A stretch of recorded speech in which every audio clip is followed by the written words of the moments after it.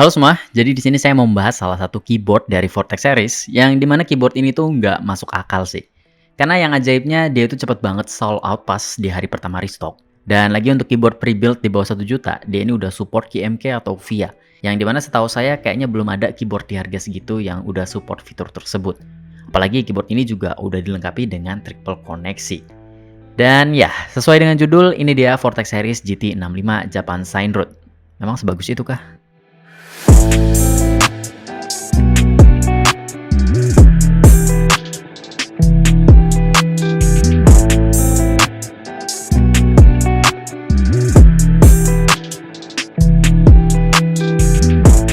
Untuk tampilan box, jujur ini menurut saya jadi boxnya Vortex series yang paling fancy sejauh ini. Apalagi kita tahu kalau produk-produk Vortex series itu seneng banget pakai tampilan box yang simple dan minimalis.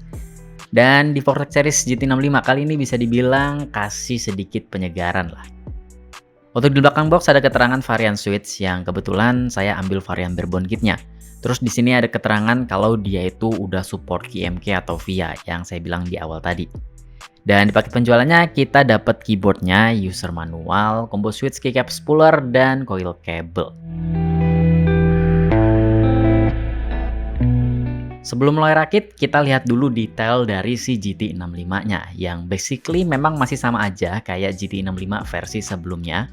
Bedanya cuma dia ini berwarna putih dan untuk build quality-nya so-so aja sih menurut saya, bukan yang bagus tapi bukan yang jelek juga. Untuk tipe mounting masih pakai gasket yang poronnya terdapat di bagian top case dan button case-nya.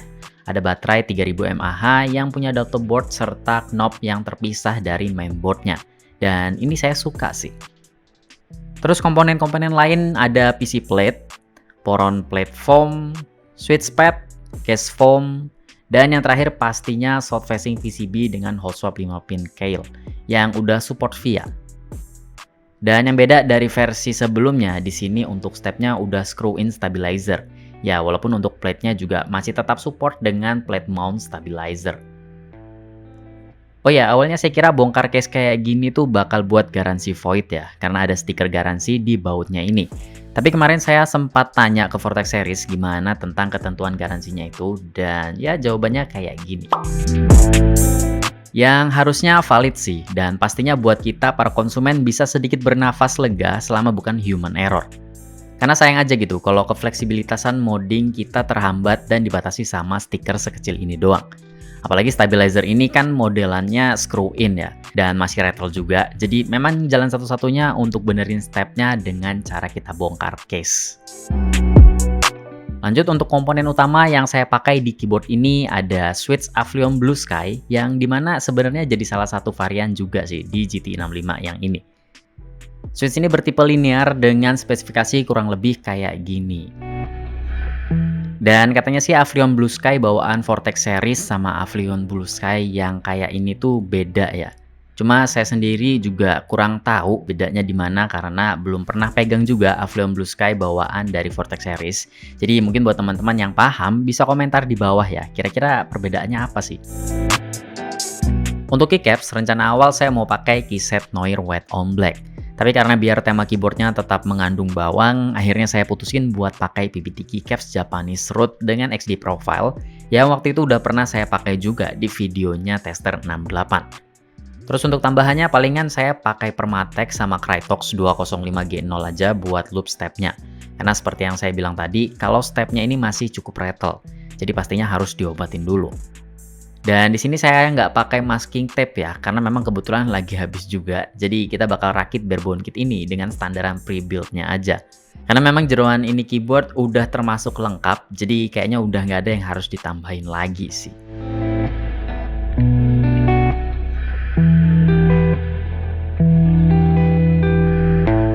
Untuk di awal, di sini saya tuning stepnya cuman pakai Permatex dan Krytox 205G0 aja.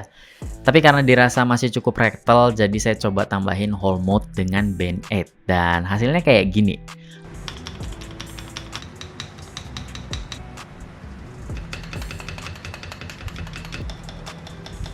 Udah lumayan enak sih dari yang tadi dan rattle-nya juga bisa dibilang udah sembuh. Dan sekarang kita lanjut ke pasang case, switch, dan keycaps-nya. Oh ya, untuk switch ini keadaan stok ya, karena memang bawaannya udah preloop dan udah enak juga. Jadi ya tinggal pakai aja lah.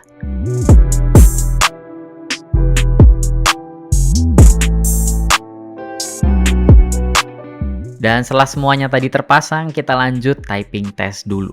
Yuk.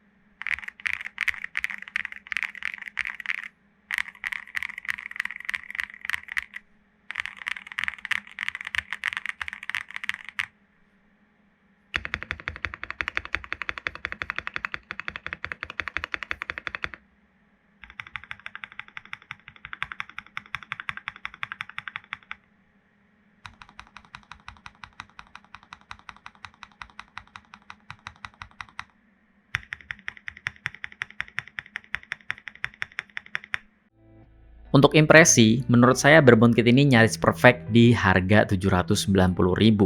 Nggak berlebihan sih, lagian saya juga nggak disponsorin. Karena memang upgrade utama dari versi sebelumnya dia itu udah support VIA. Ya sebenarnya cukup sepele, dimana VIA itu sendiri fungsinya sama dengan software OEM bawaan keyboard pada umumnya. Yang bisa remapping keys, atur RGB, makro, dan hal-hal lainnya yang bisa dilakuin di software OEM. Tapi mungkin yang membedakan VIA itu bisa dibilang sifatnya universal dan fleksibel. Jadi mau kita atur keys apapun sampai ke FN pun tetap bisa. Dan yang pasti nggak usah repot-repot install banyak software untuk user yang punya beberapa device. Terus secara kelengkapan juga keyboard ini udah termasuk lengkap banget jeroannya, mulai dari plate yang udah pakai polikarbonat, udah ada case foam dan platform, bahkan yang cukup jarang saya temuin di keyboard-keyboard pre-built di harga segini kayak switch pad juga udah dikasih. Belum lagi gasketnya yang udah kerasa empuk dan bukan cuma sekedar gimmick aja. Ya, walaupun kalau untuk build quality menurut saya sih masih biasa banget ya. Tapi ya itu tertutupi lah sama keunggulan-keunggulan tadi. Dan setelah dipasang switch serta keycaps beratnya itu ada di kisaran 672 gram. Kalau untuk typing feel menurut saya udah bisa dibilang enak banget untuk ukuran Bourbon Kit di harga 700 ribuan. Berasa mantep dan padat di dalamnya. Walaupun bisa dibilang suaranya ini agak sedikit mute, tapi mungkin buat teman-teman yang mau suaranya agak keluar bisa tambahin lagi aja masking tape di PCB dan copot case foamnya supaya suaranya lebih keluar lagi. Apalagi bongkar case yang katanya nggak buat garansi void itu menurut saya jadi nilai plus untuk si Vortex Series GT65 ini. Dan pastinya bisa buat kita lebih fleksibel lagi dalam memaksimalkan typing experience yang kita mau. Terus kalau soal triple koneksinya sejauh ini di pemakaian saya sih aman-aman aja ya, mau itu di mode wire atau wirelessnya. Ya walaupun di awal sempat saya temuin kendala di koneksi 2,4 GHz-nya, dimana pas posisi off ke on di keadaan dongle-nya terpasang, tombol di keyboardnya ini nggak merespon sama sekali, cuma knobnya aja yang berfungsi. Dan itu harus dilepas pasang dulu dongle-nya lagi baru bisa diinput tombol-tombolnya. Dan ini hampir terjadi di setiap kali masuk ke mode 2,4 GHz dengan skenario tadi. Yang itu sempat buat saya agak sedikit kecewa sih sama keyboard ini.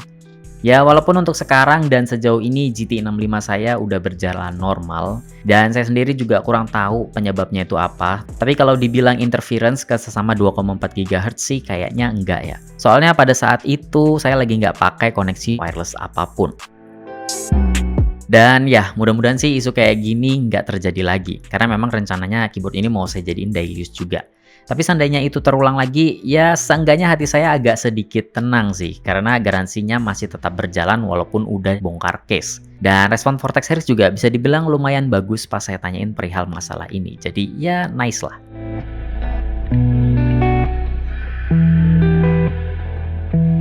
Kesimpulannya, buat Bourbon Kit di harga 700 ribuan, GT65 ini bisa dibilang kasih fitur yang mungkin nggak bisa kita dapetin di keyboard 65% lainnya di harga yang sama.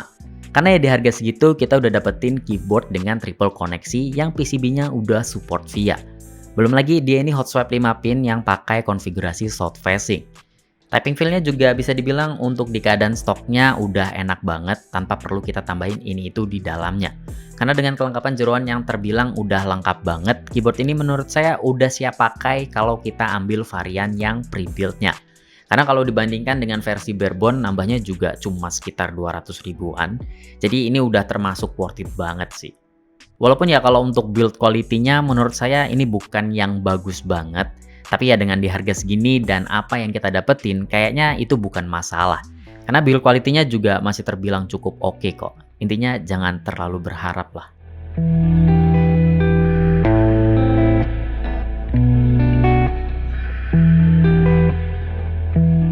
Kayaknya segitu dulu video saya tentang Vortex Series GT65 Japan Sign Root.